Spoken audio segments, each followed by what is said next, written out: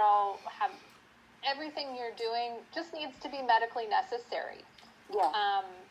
When the member starts to get well and maybe can transition to their natural support systems or other resources and, don't need services any longer, then you would stop providing, you'd transition them out or transition them up to a higher level of care on occasion.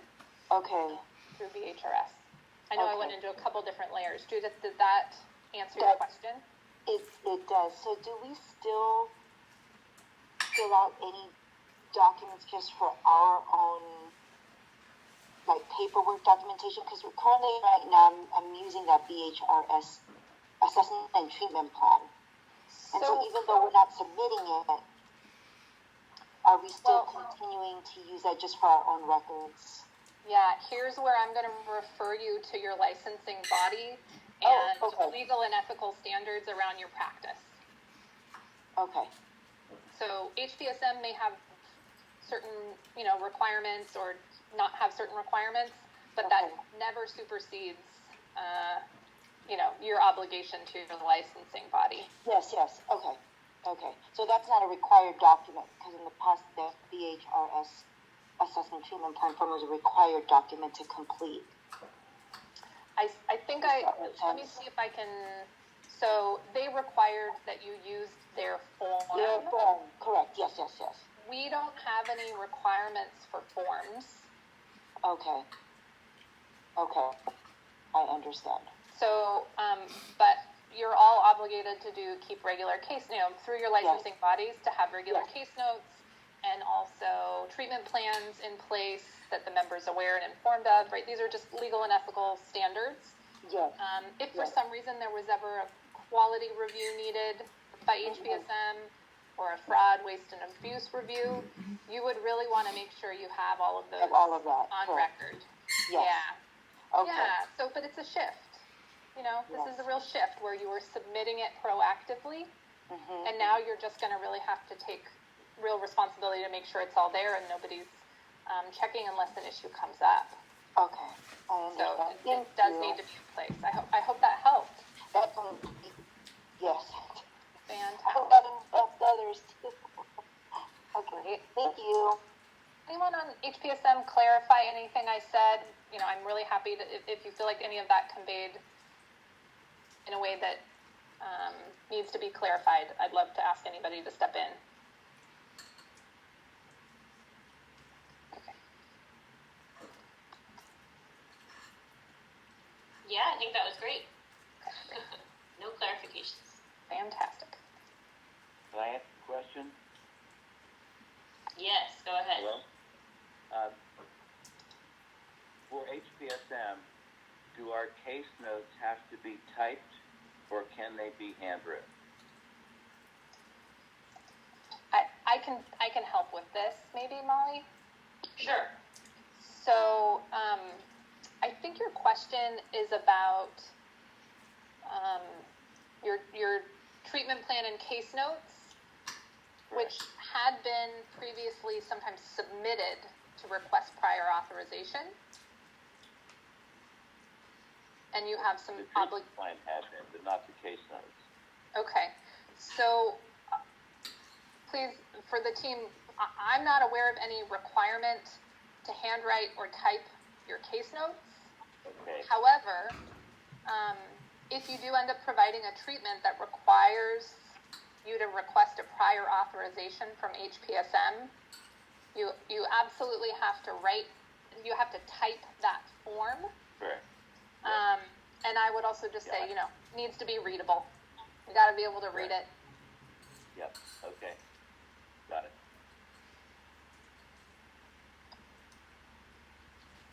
Thank you. Sure, my pleasure.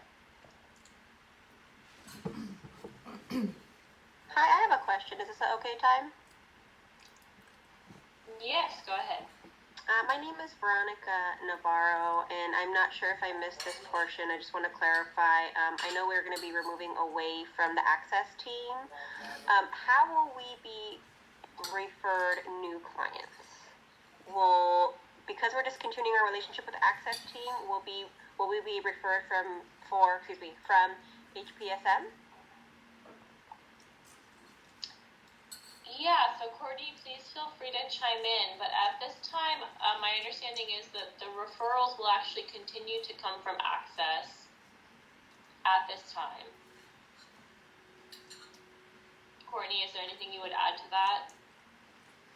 I think that I would just say that keep in mind, while you may get a member, like the member information from Access, you will not need. Sometimes I think they're sending you what is called an initial authorization, and it provides you some codes and dates. Does that sound right? That's correct. That is not something that HPSM is going to need. You don't need that authorization. You don't need an authorization number. You don't need dates. You're going to just claim that to us. Okay, so our relationship with Access Team will be the initial identifying information of the client, and then we move over with claims and everything else to HPSM. I think you've got it. Okay, thanks. Thank you.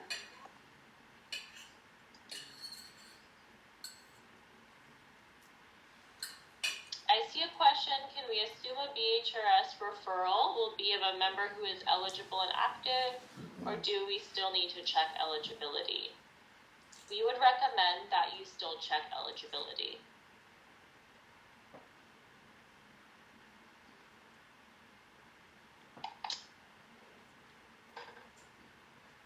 I have another question, sorry. Yes. For clients who have had prior authorizations and their authorizations codes from the Access Team are going to be expiring, do we go under the assumption that that expiration date is null and void and we just continue services? Yeah, so this one can be a little bit nuanced, I believe, because it depends on the date of your contract. So essentially, if there are any dates of service that are prior to your contract start date with HPSM, you would still need to have those authorized by BHRS. So if the authorization from BHRS runs out, say this week, and you have a few sessions left you need to provide, my understanding is you would still need authorization for those from BHRS. If the only dates of service are going to be after your contract start date with HPSM, then yes, you don't need to renew that so-called continue authorization.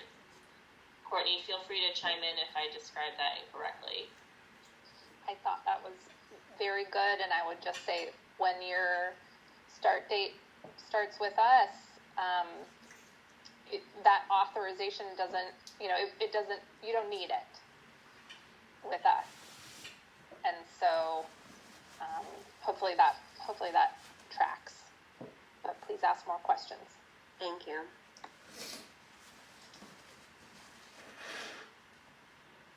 What determines the start date? So that would be the date that's on your contract that you sign with HPSM.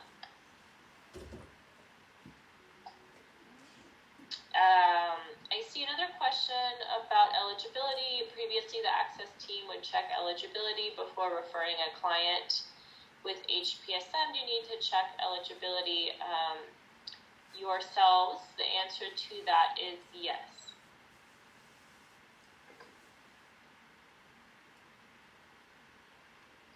Yes, that is why it's important to check eligibility. I'm sorry, I'm responding to the question without stating it. We had a question about if the client is not eligible, could you not be paid for those services? That is why it's important to check the eligibility of that client before you render the service to ensure that your claims would be paid for that client and they are active with HPSM at that time.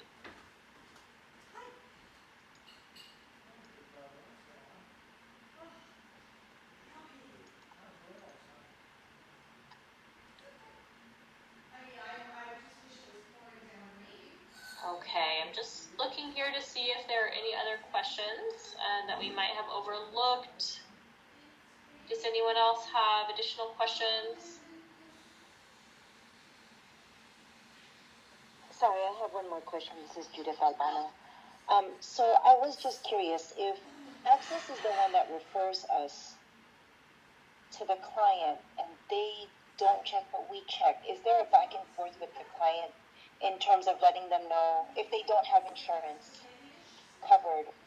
We let them know, we don't let Access know, so Access notifies them. I'm just wondering if the client is just having to communicate with Access and then also we communicate with the client and then find out during this process that they don't have insurance. Molly, do you want me to help with this? Sure, yes. Because I have just a little more familiarity with. So, members' eligibility is checked at the time of referral. Okay. Absolutely, it is. Okay. And so, if they are not an active HPSM member, they won't get referred to you. Now, eligibility is a moving, changing thing. And so someone may be eligible on September 30th, and their eligibility could change on October 1st. So that's why, as a provider, you really do want to make sure you're checking that eligibility regularly, because it can change from the time the referral is kind of initiated to the time you start seeing the member. Does that help? It does. Great. It does. Thank you. Yeah. So eligibility is checked. The intention is to give you only active HPSM members. Still make sure you check so that your services are payable.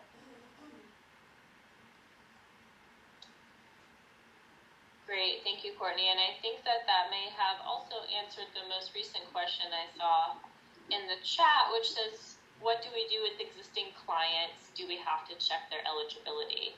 So, as Courtney just mentioned, their eligibility should be checked when they're referred to you, but yes, we would recommend that you do check their eligibility again prior to providing the service, and generally follow this process that I have on the screen here that we've provided. This does apply to both new and existing clients / members.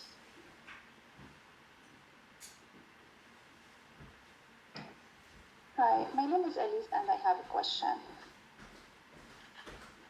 Okay, go ahead. Thank you. So, my existing client with PHS, do I submit payments to you on October 1st?